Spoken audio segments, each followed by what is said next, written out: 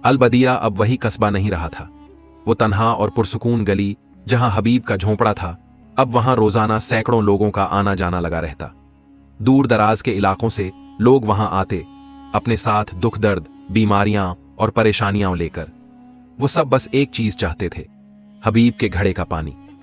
इस पानी की तासीर के बारे में तरह तरह की बातें मशहूर थीं। कोई कहता, मेरे बेटे को बरसों से बोलने की ताकत नहीं थी, इस पानी से पहली बार बोल पड़ा। कोई और कहता, मेरे बूढ़े वालिद की आंखों में रोशनी वापस आ गई। लोग कहते, ये कोई आम पानी नहीं, इसमें खुदा की रहमत है। हबीब ये सब सुनकर सिर्फ मुस्कुरा देता और कहता, असल करिश्मा मेरे रब का है, मैं तो बस एक जरिया हूं। हबीब की कामयाबी ने उसकी सादगी को नहीं बदला। वो अब भी वही सादा लिबास पहनता, वही टूटी चप्पलें और वही मिट्टी से सने हाथ। उसने कभी इस करिश्मे को अपने नफा के लिए इस्तेमाल नहीं किया।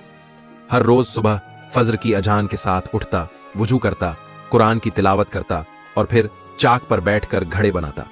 उसकी बीवी रहीला अब ज्यादा खुश रहने लगी थी, मगर हबीब ने उसे भी ताकीद की थी, हमने कभी फख्र नहीं करना है, ये सब अल्लाह की तरफ से इम्तिहान है।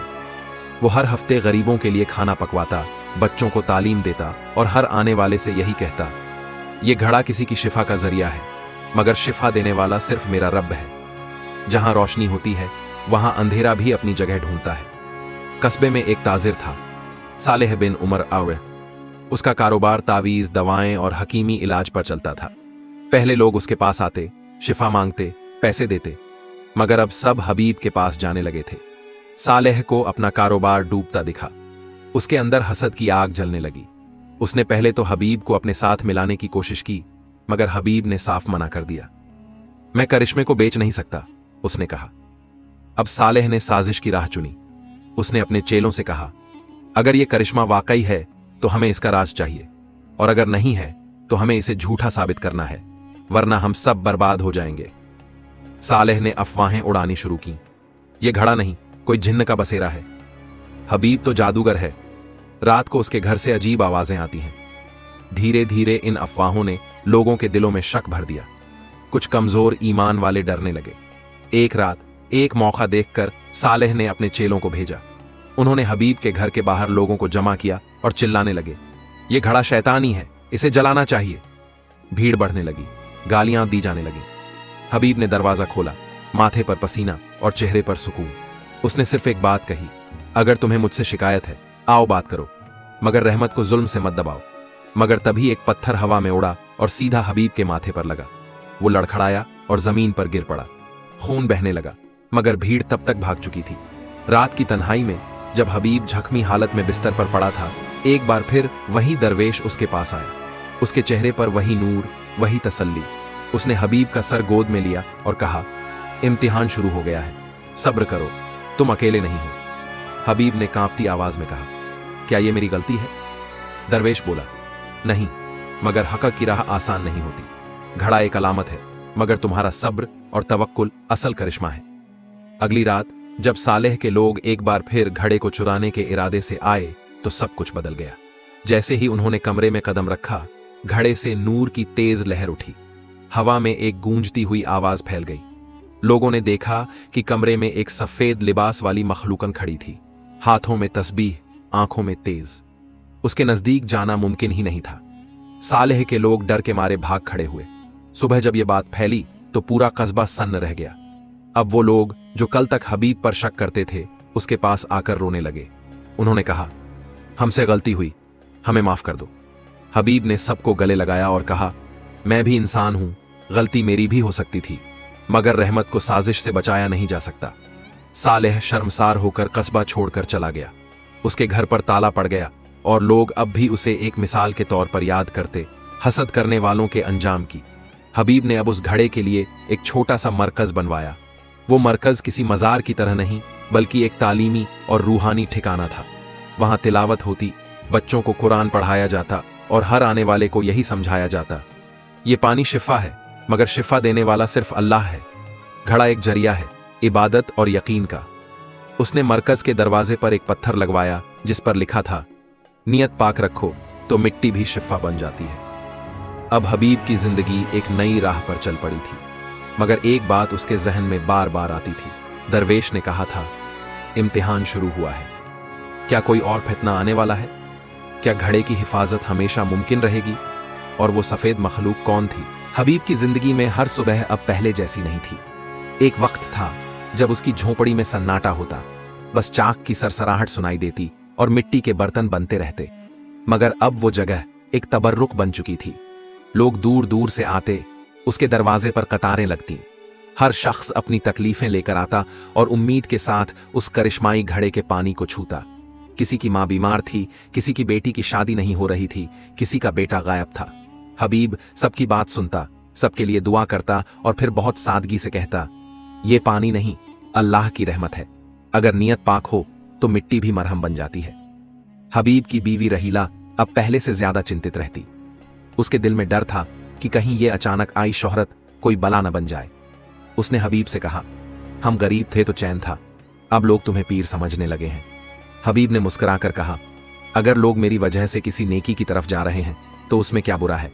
मगर मैं ना पीर हूं ना वली, मैं तो बस एक कुम्हार हूं जो मिट्टी से मोहब्बत करता है। एक रोज दोपहर के वक्त जब धूप बहुत तेज थी, एक बूढ़ा फकीर हबीब की झोंपड़ी के बाहर आकर बैठ गया। उसके लिबास से सफर की थकान टपक रही थी। हबीब ने उसे पानी दिया, खाना दिया और अपने पास बैठाया। फकीर ने सिर्फ इतना कहा, हर करिश्मा एक इम्तिहान होता है और हर इम्तिहान में दो रास्ते होते हैं, सब्र या घमंड। तुम कौन सा रास्ता चुनोगे? हबीब ने झुककर जवाब दिया, मुझे तो वही मंजिल चाहिए जो रब को पसंद हो। मुझे रास्ते का नहीं, रास्ता दिखाने वाले का सहारा है। फकीर मुस्कुराया, उसकी आंखों में नूर था और वो बिना कुछ कहे वहां से उठकर चला गया। शहर का एक मशहूर हकीम और झाड़ फूंक वाला था, सालेह बिन उमर ओ। उसका कारोबार अब ठप पड़ने लगा था। पहले जहां उसके पास 20-20 लोग रोज आते थे, अब कोई उसकी दुकान की तरफ देखता भी नहीं। उसने अपने मददगार फिरदौसन से कहा, यह हबीब नाम का कुम्हार हमारे लिए मुसीबत बन गया है। उसका घड़ा अगर वाकई करिश्माई है तो हमें भी चाहिए, और अगर झूठा है तो उसे बेनकाब करना होगा। फिरदौस बोला, हुजूर, लोग तो अब उसे वली समझने लगे हैं। उसके पास जाने से पहले वुजू करते हैं, कुछ तो सजदे भी करते हैं। सालेह के चेहरे पर गुस्सा उतर आया, यह शिर्क है और मैं अब इसे बर्दाश्त नहीं करूंगा। सालेह ने सबसे पहले अफवाहें उड़ाई कि हबीब का घड़ा शैतानी है। उसने कुछ पुराने मरीजों को पैसे देकर यह कहलवाया कि घड़े का पानी पीने के बाद उनकी तबीयत और बिगड़ गई। एक दिन तो उसने खुद नकली तावीज भेजा और किसी के गले में बांध दिया।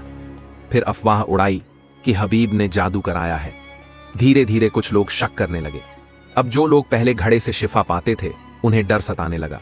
सालेह ने अपने चेलों से कहा, एक रात उसके घर घुसकर घड़ा चुरा लाओ, फिर हम उसका असली चेहरा सबको दिखाएंगे। हबीब को हर चीज की खबर हो रही थी, मगर वो परेशान नहीं था।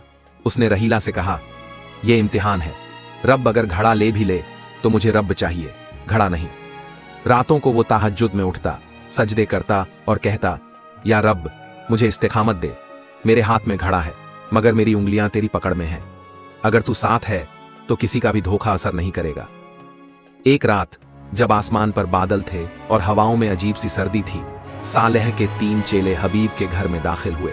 उन्होंने झोंपड़ी के पीछे से रास्ता चुना, मगर जैसे ही उन्होंने घड़े वाले कमरे का दरवाजा खोला, एक तेज रोशनी फैल गई। कमरे में एक रूहानी मखलूकन खड़ी थी, सफेद लिबास, आंखों से तेज और हाथों में नूर की तस्बीह। उसके पीछे से एक आवाज आई, ये अमानत अल्लाह की है, जिसे इल्म नहीं उसे हक़ नहीं।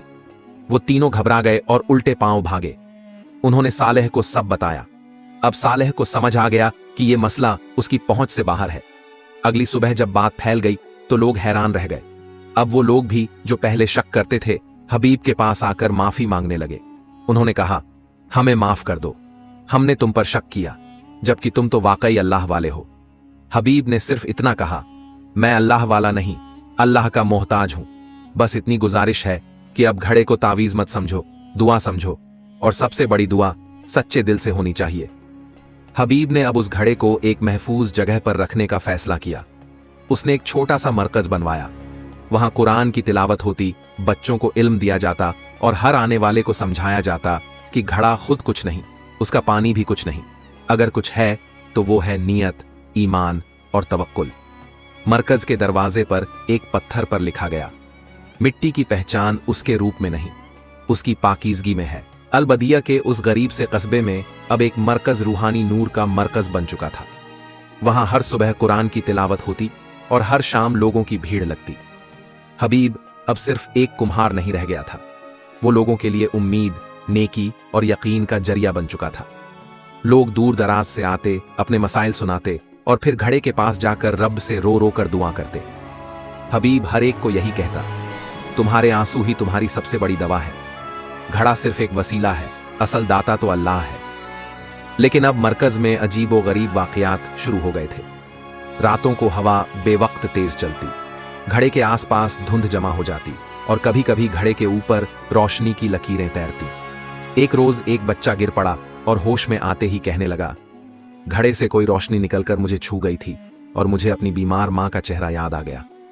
हबीब खुद इन अलामात से हैरान था।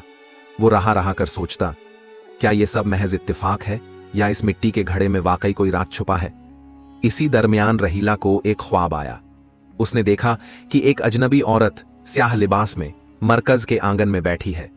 उसके हाथों में वही घड़ा है। औरत ने रहीला से कहा, यह घड़ा सिर्फ तुम्हारे शौहर का नहीं, कई नस्लों का अमानत है। इसकी हिफाजत करना, वरना नफ्स की आंधियां इसे तोड़ देंगी। रहीला डर के मारे उठ बैठी। उसने पहली बार हबीब से कहा, शायद ये करिश्मा हमें एक नई आफत की तरफ ले जा रहा है। एक दिन मरकज में एक रोशन चेहरे वाला बुजुर्ग आया। उसकी आंखों में इबादत की थकान और सुकून का मेला था। उसने हबीब से मुलाकात की और कहा, मैं शेख अल खुदरी हूं, हिजाज से आया हूं। मैंने इस घड़े के बारे में मदीना शरीफ में सुना था। हबीब हैरान हुआ, आप मदीना से आए हैं, वहां कैसे बात पहुंची? शेख ने जवाब दिया, इस घड़े की मिट्टी में बरकत है। यह मिट्टी वादी ए नूर से लाई गई थी, जहां एक वक्त में औलिया ए किराम रहा करते थे। इसका रिश्ता सिर्फ इलाज से नहीं, इल्म और अमानत से भी है। सालेह, जो पिछली शिकस्त के बाद चुप बैठा था, अब और ज्यादा चालाकी से काम ले रहा था। उसने शहर के अमीरों से मेलजोल बढ़ाया और उन्हें यकीन दिलाया कि हबीब शरिया के खिलाफ काम कर रहा है। उसने कहा, यह मरकज लोगों को गुमराह कर रहा है, घड़े को सजदे किए जा रहे हैं। कुछ अमीर अब सालेह के साथ हो गए।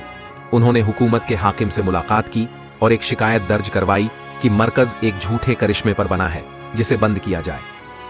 एक सुबह मरकज में सरकारी नुमाइंदे आए और हबीब को काजी ए शहर के सामने पेश होने का हुक्म दिया। रहीला रो पड़ी। लोग परेशान हो गए, लेकिन हबीब ने मुस्कुराकर कहा, जो मेरा नहीं वो मुझसे कोई छीन नहीं सकता, और जो मेरा है वो कोई ले नहीं सकता। काजी के सामने हबीब ने अपनी बात रखी। उसने कहा, मैं ना पीर हूं ना वली, मैं बस एक फनकार हूं जो मिट्टी से मोहब्बत करता है। जो कुछ भी हुआ वो अल्लाह की रहमत है। अगर इसमें मेरा कोई झूठ साबित हो तो मैं खुद मरकज छोड़ दूंगा। उस वक्त शेख अल खुदरी आगे बढ़े। उन्होंने सबके सामने कुरान की तिलावत की और कहा, मैंने अपनी आंखों से देखा है कि इस घड़े से कोई जादू नहीं, बल्कि रूहानी असर फैलता है। यह न तो किसी का ईमान बिगाड़ता है, न ही किसी की इबादत में खलल डालता है। अल्लाह ने जो बरकत दी है उससे इनकार करना ना शुक्रगुजारी होगी। काजी ने कहा, अगर यह सब बरहक है तो इसे साबित करने के लिए एक आखिरी निशानी चाहिए। काजी ने एक बीमार और अंधे शख्स को मरकज में लाने का हुक्म दिया और कहा, अगर घड़े का पानी उसे शिफा दे तो हम इस मरकज को मंसूब करेंगे नेक नियति से। हबीब रो पड़ा, या रब, अब ये तेरा मामला है। अंधा शख्स आया। हबीब ने उसके हाथ में पानी दिया और वो बोला, ऐ रब, अगर इसमें तेरी रहमत है तो मेरे नूर को वापस कर दे। कुछ देर बाद वो आदमी जोर से चीखा, मैं देख सकता हूं, मैं देख सकता हूं। भीड़ सन्न हो गई। कुछ ने सजदा किया, कुछ रो पड़े। काजी ने कहा, यह मरकज अब रूहानी अमानत है, इसे कोई बंद नहीं करेगा। अब मरकज को सरकारी तौर पर भी इजाजत मिल गई थी, मगर रहीला फिर भी बेचैन थी।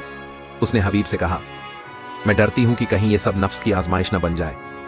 हबीब ने कहा, अगर नीयत सच्ची रहे तो रास्ता कभी नहीं भटकेगा, मगर अब मुझे भी लगने लगा है कि इस घड़े में कोई बहुत पुराना राज है जो सिर्फ शिफा से ताल्लुक नहीं रखता। एक रोज मरकज के पास खुदाई हो रही थी, जहां एक छोटा सा बगीचा लगाना था।